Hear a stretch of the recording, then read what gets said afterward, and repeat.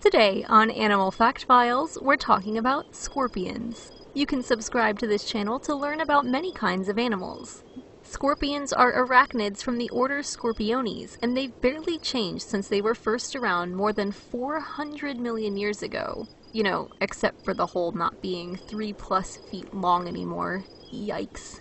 Scorpions are pretty easy to identify because they have that pokey tail, which isn't technically a tail at all. A scorpion's exoskeleton is made up of 3 parts: the head, the abdomen, and the tail-like structure called the metazoma. The stinger part of a scorpion is called the telson, and their pinchers are actually their pedipalps. On their head, scorpions usually have at least 2 eyes that are more useful in determining differences in light. They have 8 legs plus the pedipalps, and they breathe through structures called book lungs, which are named so because they look like a book's pages bound together.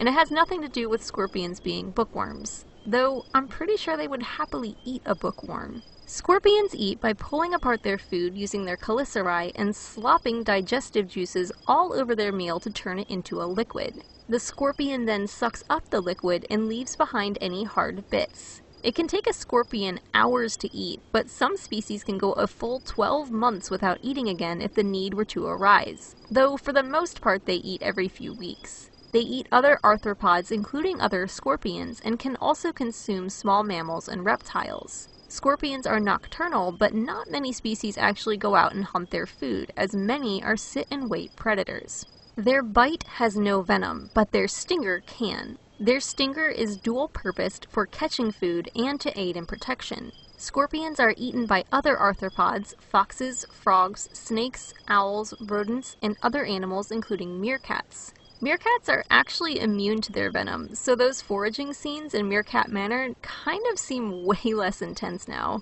Scorpions seem to have this big bad reputation because they're pretty intimidating looking. And they've also been showcased in a villainous light in different films. But really, most of them are not as terrifying as they seem. There are more than 1,500 species of scorpions, and only about 25 of them have venom that could kill a human. In parts of the world where their venomous sting is something to worry about, there are antivenoms available to help those who have been stung. Still, they should be given their space when possible. I've actually been stung by a scorpion more than once, and I've also been stung by a wasp. I'll be honest with you, given the choice, I'd be stung by a scorpion again. To be fair, that's just personal opinion, and the scorpions that stung me were likely just southern unstriped scorpions. But the pain I experienced from a wasp sting was far worse than the scorpion stings. A typical scorpion sting can cause pain, swelling, and tingling at the injection site. A sting from one of the 25 baddies can cause rapid breathing, racing heart, and muscle spasms, along with,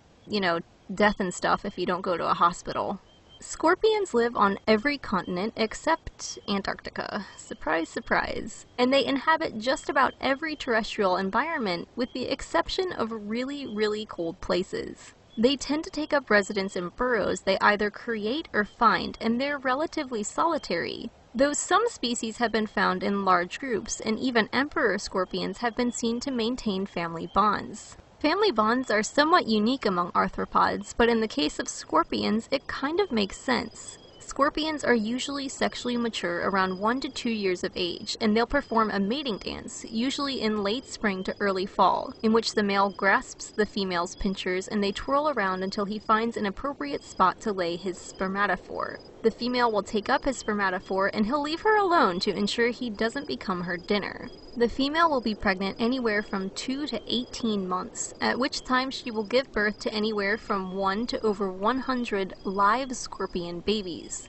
If it sounds a bit strange, it's because live birth is an odd occurrence in arthropods. The babies will ride on their mother's back until their first molt, at which point they will be able to defend themselves and leave to find their own territory. Though some species may stay with mom for more than a year. In their lifetime, scorpions will molt anywhere from around 4 to 9 times, and they'll stop molting when they reach sexual maturity. Depending on the species and the habitat in which they reside, scorpions can live anywhere from 3 to more than 20 years. Although scorpions tend to be feared, some cultures have embraced their uniqueness. The ancient Egyptian goddess Serket wore a crown adorned with a scorpion and represented fertility as seen with the mother scorpion's protection of her young. Heck, even the Babylonians and the Greeks saw fit to include a scorpion in the zodiac. Anybody in the audience